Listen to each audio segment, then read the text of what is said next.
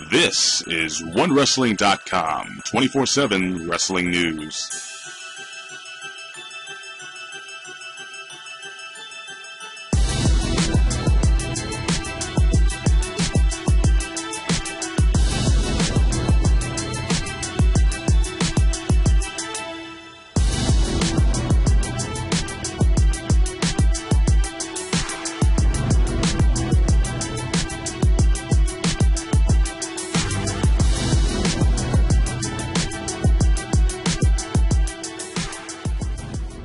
Ladies and gentlemen, this is Big Ray's Wrestling Show.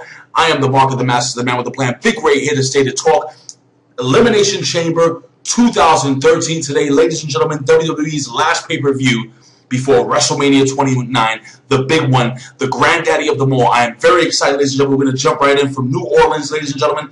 The first match of the night was a pre-show match. Damien Sandow and Cody Rhodes. I'm a little upset that they're breaking up. Rhodes Scholars, one of my favorite tag teams, as we all know. You know, they've been losing. I guess they're going to have to pay a couple more dues before they eventually do win some singles titles. And truth be told, I honestly see Cody Rhodes and or Damien Sandow winning major singles titles down the line. Maybe not this year, maybe next year, but really interesting. Now, we know Tenzai, or Albert as we all know him, hasn't really gone over with the crowd. I mean, the character hasn't gone over. So basically, you know, they kind of turned him into a joke, which I'm not really happy. I don't think Tenzai deserves that. But, you know, they put him together with Brodus Clay. And I don't know if you remember back in the day in the Attitude Era, just after the Attitude Era, when he kind of, that being Tenzai or Albert, hooked up with Rikishi and that crew, and he was called the Hip Hop Hippo. I don't know if you remember that. But anyway, long story short, I actually think this tag team is going to work. You know, if you look at them for what they are, they're two big monsters that, yeah, they're a joke. Yeah, they dance around. Yeah, they're silly. But when you get right into it, they could be one of the most dominant tag teams in the tag team division. So, I'm interested to see where this is going to go. But in this match, we have basically Tenzai taking out Damien Sandow. Tenzai and Clay, they basically both sandwiched Sandow with a big double splash. It was horrible. And then they double headbutt Cody Rhodes for the 1-2-3. They go over. Tenzai and Brodus Clay go over Damien Sandow and Cody Rhodes in the first pre-show match of the evening. Now we get into the World Heavyweight Championship match between Alberto Del Rio and The Big Show. I gotta be honest with you, for the legit opening match of the show, I actually really enjoyed it. I thought it was really good. You know, The Big Show is so underestimated.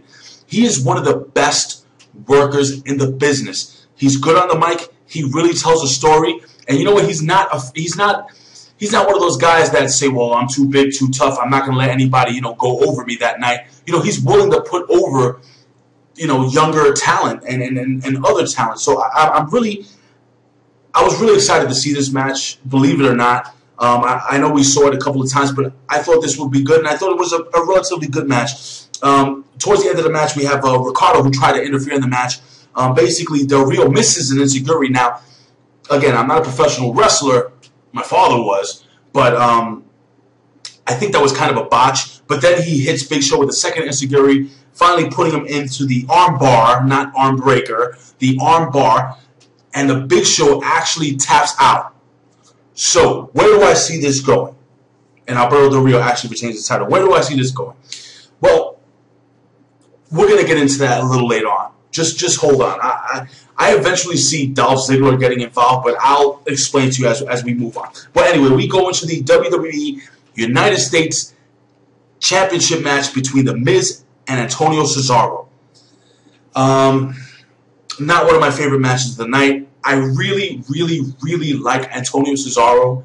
The Miz is what he is, but I'm not really getting. I want to love Antonio Cesaro as a heel, but I'm not really getting it from the crowd. Anyway, we have The Miz, and The Miz basically, you know, spent a lot of time working on Cesaro's leg, trying to get him ready to you know, put him into the figure 4 leg lock. The Miz basically goes for the figure 4 leg lock, but he's fought off by Antonio Cesaro. Cesaro then basically blocks blocks a kick, and it was really sloppy. I mean, again, this is my opinion, ladies and gentlemen. I would like to know what you guys think. You can leave your opinion here at OneWrestling.com or YouTube/OneWrestling Video, or hit me up on Twitter. Follow me at Big Ray Show. So it was a decent match, but then the ending where we have The Miz who kind of trips. He falls down to one knee, and he's kind of waist level with Antonio Cesaro, and Antonio Cesaro was able to convince the referee that The Miz hit him with a low blow. It sucked. The ending sucked. That was a horrible ending to the match. This is, again, my opinion. Antonio Cesaro wins the match by disqualification on a major pay-per-view. I think they should have saved that for SmackDown or for Raw, but we're going to move on to the Elimination Chamber. I was looking forward to this match. We have Chris Jericho, Kane, Daniel Bryan, Mark Henry making his first Elimination Chamber debut ever. He's never been in an Elimination Chamber match before. Randy Orton and Jack Swagger. Elimination Chamber starts off where we have Zeb Coulter, or as we all know who he is, Dirty Dutch Mantel. If you don't know who Dirty Dutch Mantel is, why don't you guys go to YouTube? Why don't you guys check out OneWrestling.com. I'm sure you'll be able to find out who this gentleman is. He's been around the business for a very long time, and he's controversial to say the least. But they basically, they cut a promo trying to get the crowd hot, so on and so forth. And this character is kind of leaning towards that prejudiced, racist mentality that some Americans, not me, but some Americans seem to have regarding, people coming over the border. But anyway, that's politics. This is professional wrestling. We move on, and the match started with and I want to make a point of this. Jericho started with Daniel Bryan, and I thought that it was fantastic. I mean, I want to see a match, a straight-up match between Daniel Bryan and Chris Jericho. I thought they were fantastic. Daniel Bryan actually is the first eliminated in the match. Unfortunately, he gets slammed by Mark Henry after Mark Henry gets into the ring. 2 minutes later, Mark Henry then eliminates Kane with a big slam. Then Jericho and Swagger, they basically team up, and they put Mark Henry, and they pick him up. It was actually pretty impressive to watch. They put him in a double suplex. We move on. Mark Henry is eliminated by RKO Mr. Randy Orton. And I thought they did a good job with Mark Henry. They're trying to bring Mark Henry back, make him the monster that he is. Mark Henry, he didn't win the match. He was eliminated. I was kind of, he did go down to one of the most devastating moves, the RKO, in wrestling. But the fact of the matter is that Mark Henry looked like a monster, and I'm interested to see where this is going to go. So Mark Henry's eliminated by the RKO. Then Chris Jericho's eliminated also by an RKO. Jack Swagger then sneaks up behind with a schoolboy pin. 1, 2, 3. Jack Swagger wins the match. Now we're going to go back to the Del Rio Big Show match. Now, like I was saying, Alberto Del Rio is the Mexican aristocrat. He's from Mexico. We all know this. And Jack Swagger and Zeb Coulter are against having people come over the border illegally. So I already saw this basically developing. The one thing about this pay-per-view was that it was extremely, extremely predictable. And I would like to know what you guys think. This is, again, my opinion. So I felt it was very predictable. I knew off the bat that Del Rio was going to win the match. And because he was going to win and be the champion of WrestleMania 29, and I saw the way the storyline was moving with Zeb Coulter and Jack Swagger, I kind of saw this match already going to happen. That's why I really didn't enjoy this pay-per-view as much. Again, I felt like it was very predictable. But Jack Swagger is a number one contender. Now, I'm going to make a prediction, and I would like to know what you guys think. I see Jack Swagger winning the World Heavyweight Championship at WrestleMania 29, and I see Dolph Ziggler possibly cashing in to win his first World Heavyweight Championship at WrestleMania, making his first babyface run in the WWE. I would like to know what you guys think, ladies and gentlemen. After the match, basically, you have Jack Swagger and Zeb Coulter, or Dirty Dutch Mantel, celebrating. We move on to what I think, and I would like to know what you guys think. I always do. OneWrestling.com it's all opinion-based, so I would love to know. I would love to hear from you guys. But I think the match of the night, ladies and gentlemen. It is The Shield versus John Cena, Ryback, and Sheamus. I thought this match was awesome. There were huge bumps going back and forth, ladies and gentlemen. This match was unpredictable. I thought John Cena, Ryback, and Sheamus were going to win this match, but during the match, everybody was able to hit their signature finishers. John Cena did something. John Cena took a beating in this match, and he really sold well all night long. John Cena really did most of the work in this match. And there was a crazy bump where you had Sheamus up against the barricade outside the ring, and you had Roman Reigns who puts him through the barricade. Really awesome match. Towards the end of the match, we have Ryback who was going for the shell shock on, I believe, Rollins, and Cena hit. While this is going, Cena hits the attitude adjustment on Ambrose, but then Roman Reigns spears Ryback. Rollins falls on top of Ryback, and the Shield goes over three of the WWE's biggest baby faces. This makes the Shield extremely strong. I don't want to see the Shield grow. I want to keep them the way they are. 3 guys. Maybe they can add 1 more person, but that's it. If you go to TNA Wrestling, you see the Aces and Eights, and there's like 1,000 guys, and they're losing every single match. 3 guys, all 3 guys are decent on the mic. They all have a great look. I really like where this is going. Big win. I'm telling you, the Shield, major upset. We move on to an impromptu match. Dolph Ziggler was actually upset that he wasn't on the card, and Kofi Kingston comes down to the ring. Kofi Kingston has a match with Dolph Ziggler. It was actually a relatively quick match, but one of the craziest bumps I have ever seen. Dolph Ziggler is on the second rope. He has Kofi Kingston straddled on the top rope. It looks like he's going up for a superplex, which he does, and then drops Kofi Kingston on the top turnbuckle. It could have been ugly. Dolph Ziggler comes behind Kofi Kingston as he gets up from that horrible bump, hits him with a zigzag for the 1, 2, 3. I'm telling you, ladies and gentlemen, Dolph Ziggler is going to have a huge year in 2013. Again, my opinion. I would like to know what you guys think.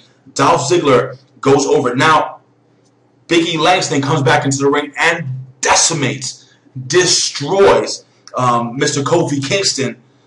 Do we see a little feud? Does Big E finally get into the ring? Does he actually start his singles career, ladies and gentlemen? Does he break away from Dolph Ziggler? Well, it'll be interesting to see. We move on. And we have the WWE Divas title match between Tamina, Snuka, and Caitlyn. It was what it was, ladies and gentlemen. I'm not a big fan of the Divas in WWE. If you guys follow me, you guys know I like the knockouts better. But then again, women's wrestling is at a point where I feel it's growing stale, and we need to see some real women wrestlers. Now, Tamina is really good. I don't really like the way Caitlyn works, but again, that's my opinion. Tamina, at the end of the match, goes off the top rope with a gorgeous superfly, but she misses. Caitlyn hits her with the spear, covers her for the 1, 2, 3. Caitlyn retains her title. Ladies and gentlemen, we go into the main event of the evening, the WWE Championship match between CM Punk and the People's Champion, The Rock. Ladies and gentlemen, I have an opinion. Now, CM Punk stole the belt from The Rock. You guys all know that this week on Raw. Now, again, this is just a fan talking. Again, my opinion. I would like to know what you guys think. CM Punk stealing the belt, and he walks into the match with the belt. Don't you think it would have been a perfect opportunity for maybe the WWE to debut a new World Heavyweight Championship? It would have been a perfect opportunity. Have The Rock come out with the new World Heavyweight Championship and take that new World Heavyweight title belt to WrestleMania 29. Or maybe The Rock could have came out with his Brahma Bull World Heavyweight Championship. If you guys played WWE 13, I did a review for OneWrestling.com. You can go back and check that out. The WWE, I think, missed an opportunity to debut a new championship. The Spinner belt is a great selling belt. They'll do really well with it. WWE.com, wherever else they sell it. But the fact of the matter is that I'm tired of seeing that title belt. And I think the WWE should go classic. Again, my opinion. I would like to know what you guys think. Ladies and gentlemen, this match was a little sloppy. But a good match. a really good match. Again, I didn't enjoy the match because I knew The Rock was going to win. No inside information. I just knew the WWE, or I felt the WWE was booking to have The Rock versus John Cena again in a rematch. And again, I think John Cena will go over The Rock at WrestleMania 29. But then again, it's professional wrestling. Things can change. CM Punk is in the ring with The Rock, and he basically covers The Rock for a pin, but the referee is down. The referee gets injured. Actually, two referees go down because at one point,